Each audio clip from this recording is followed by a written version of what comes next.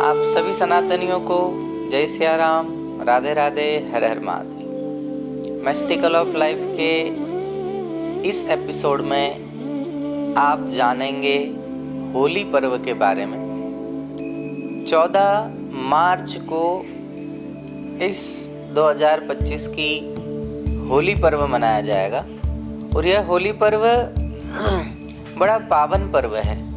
ये होली पर्व फागुन में तो रंग आदि से खेलने का उत्सव, रंग पंचमी आदि तो हम मनाते ही हैं, जिसमें टेसू के, चुकंदर के रंग बनाकर, हल्दी से रंग बनाकर एक दूसरे के शरीर पर मलकर हम आनंद लेते हैं और खूब उत्सव रंग पंचमी का मनाते हैं। लेकिन इस फागुन महीने में होली का उत्सव बड़े धामधूम से मनाया जाता है और ये होली का उत्सव भक्तराज प्रहलाद की याद में मनाया जाता है। होली के दिन रात्रि में जब अग्नि जलाते हैं, पूर्व काल में तो प्रथा रही कि जब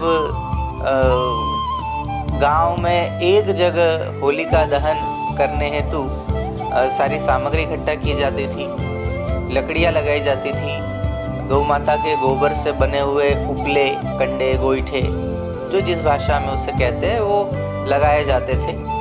और हमारी दादी या पूर्व काल के जो बुजुर्ग थे वो आटा गूंथ कर एक मोटी रोटी बनाते थे और उसको कच्चे सूत से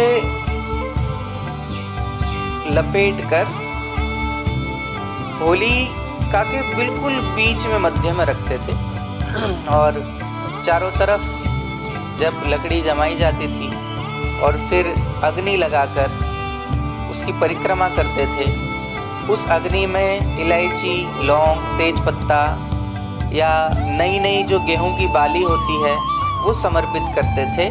तो ये करने से उसके माध्यम से जो धुआं तैयार होता था, वो धुआं कहीं ना कहीं संपूर्ण वातावरण को शुद्ध करता था।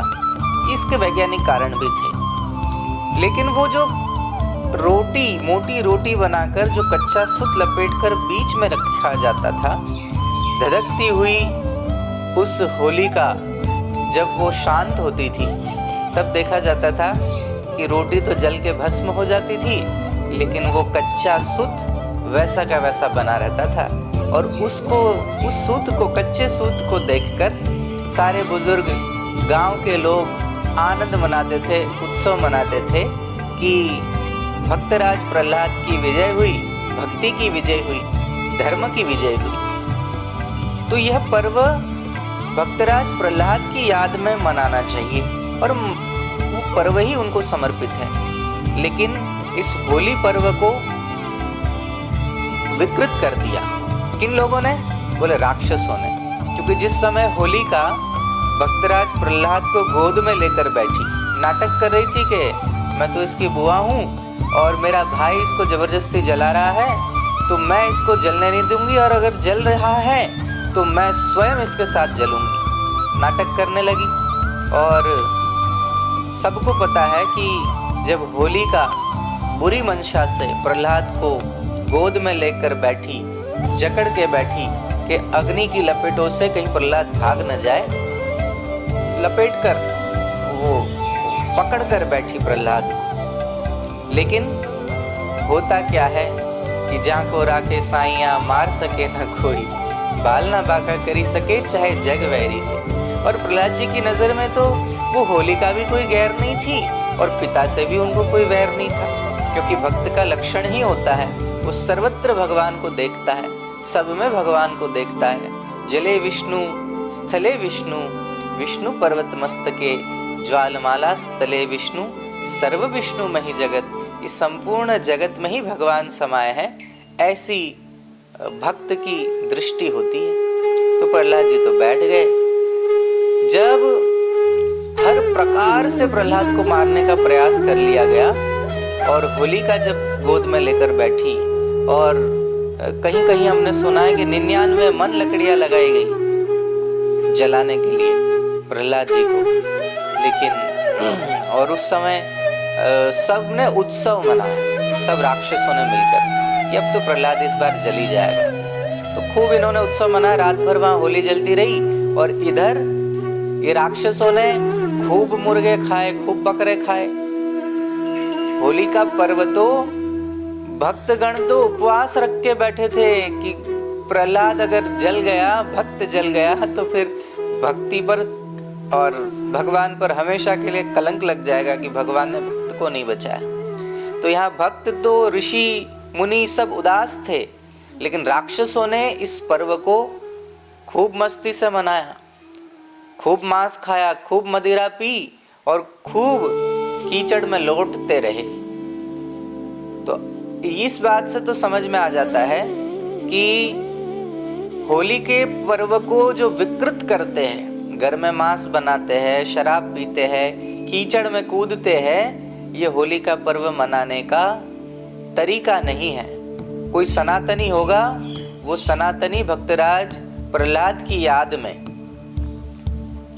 जप करेगा, भजन करेगा, नरसिंह भगवान की स्तुति करेगा। लेकिन जो अभक्त होता है वो ये गंदे आचरण करके इस होली के पर्व को विकृत कर देगा। तो इसलिए मेरा आप सभी सनातनियों से अनुरोध है कि आप लोग होली के पर्व को विकृत न करें। होली के पर्व पर एक दूसरे के कपड़े फाड़ना और ये व्यसन करना ये आवश्यक नहीं है, इसकी ज़रूरत नहीं है। उस दिन तो भक्तराज प्रहलाद का स्मरण करके उनकी याद में जप करो, ध्यान करो, कीर्तन करो, तो वास्तव में भगवान की कृपा आपको प्राप्त होगी, भक्ति प्राप्त होगी, अनुग्रह प्राप्त होगा और आपके बच्चों में भी संस्कार पड़ेंगे। आप ही अगर पी के पड़े रहे, एक दूसरे के कपड़े फाड़ते रहे और कीचड़ में, नाले में किसी को धकेलते रहे, खुद भी लौटते रहे, तो आपके बच्चे भी इसी राक्षसी मानसिकता के पैदा होंगे और आगे चल के आपको सताने वाले बनेंगे। लेकिन भक्तराज प्रहलाद की याद में अगर होली का पर्व मनाया है तो वास्तव में आपके बच्चे संस्कारी होंगे, प्रहलाद जैसे बनेंगे, खुद तो तरेंगे, कई पीढ़ियां तार देंगे। तो ये होली पर्व आप सबके लिए मंगलमय हो, इसी कामना के साथ सबको राधे राधे, जय सिया राम, हर हर महादेव।